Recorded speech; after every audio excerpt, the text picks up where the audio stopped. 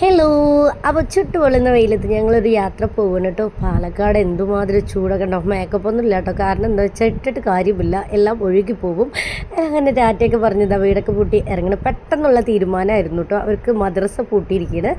അപ്പോൾ എൻ്റെ താത്തൻ്റെ വീട്ടിലോട്ട് പോകണം. ബസ്സിലാണ് നമ്മൾ പോകുന്നത്. വീട്ടിൽ വന്ന് വണ്ടി നിർത്തി അങ്ങനെ ബസ് സ്റ്റോപ്പിൽ വന്ന് അപ്പോൾ നല്ല സന്തോഷത്തിലാട്ടോ ബസ്സിൽ പോകുന്നത്. രണ്ടാൾക്ക് നല്ല സന്തോഷത്തിലാണ്. പക്ഷേ ഫൈമൂൻ്റെ കാര്യത്തിൽ കുറച്ച് ടെൻഷനുണ്ട്, ഛർദ്ദിക്കുമെന്ന് പേടിയുന്നുണ്ട്. പക്ഷേ ഫൈമു ഛർദ്ദിച്ചൊന്നുമില്ല. അങ്ങനെ നമ്മളിതാ പാലക്കാട് സ്റ്റേഡിയം സ്റ്റാൻഡിലെത്തി. മീനാക്ഷിപുരം ബസ്സിൽ കയറി നമ്മൾ വണ്ടിത്താവളം പറഞ്ഞ സ്ഥലത്തിലോട്ടാണ് കേട്ടോ പോകുന്നത്. പാലക്കാട്. പൊന്നൂസ് എന്ത് ചെയ്ത് നോക്കി നിൽക്കുന്നതല്ലേ. പൊന്നൂസ് ഇടയിൽ പോകുമ്പോൾ നല്ല മഴച്ചാറ്റിലുണ്ടായിരുന്നു കേട്ടോ. അപ്പോൾ അത് നോക്കി നിൽക്കുമായിരുന്നു. നല്ല ചൂടത്താണ് ഞങ്ങൾ പോയത്. അപ്പോൾ മഴ കണ്ടപ്പോൾ അവൾക്ക് നല്ല അങ്ങനെ ഞങ്ങൾ അവിടെ ബസ് ഇറങ്ങി ഒരു കടയിൽ കയറി കുറച്ച് സ്നാക്സ് ഒക്കെ വാങ്ങാമെന്ന് വിചാരിച്ചു. അപ്പോഴേക്കും അവർക്ക് വേണ്ടതൊക്കെ അവരെടുത്ത് കയ്യിൽ പിടിച്ചു. ഈ കടയിൽ നിന്നാണ് കേട്ടോ വാങ്ങി. അങ്ങനെ ഇനി എന്താ ചെയ്യുക പറഞ്ഞ് ഫൈമോൻ പറയണം കേട്ടോ. ആ ജ്യൂസ് ഞാൻ കുറച്ച് കുടിച്ചിട്ടുണ്ട്, അത് എൻ്റെ തന്നെയാണ്, തിരിച്ചു തരണമെന്ന് പറഞ്ഞതായിരുന്നു ആ പറഞ്ഞത്. അങ്ങനെ ഞങ്ങളിനി ഓട്ടോ പിടിച്ചിട്ടാണ് ഇവിടെ നിന്ന് പോകുന്നത്. ഇവിടെ നിന്ന് അങ്ങോട്ട് ബസ്സില്ല കേട്ടോ. അതാ കാണുന്ന ഓട്ടോ മാമൻ്റെ അടുത്തിലോട്ട് നടന്ന് പോവുകയാണ്.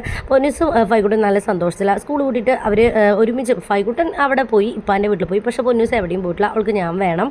അപ്പോൾ ഇവിടെ ആകുമ്പോൾ അവർക്ക് കുട്ടികളുണ്ട് കളിക്കാൻ. പിന്നെ നല്ല അറ്റ്മോസ്ഫിയറാണ് അവിടുത്തെ സ്ഥലമൊക്കെ. അപ്പോൾ അവർക്ക് നല്ല ഇഷ്ടമാണ് കേട്ടോ.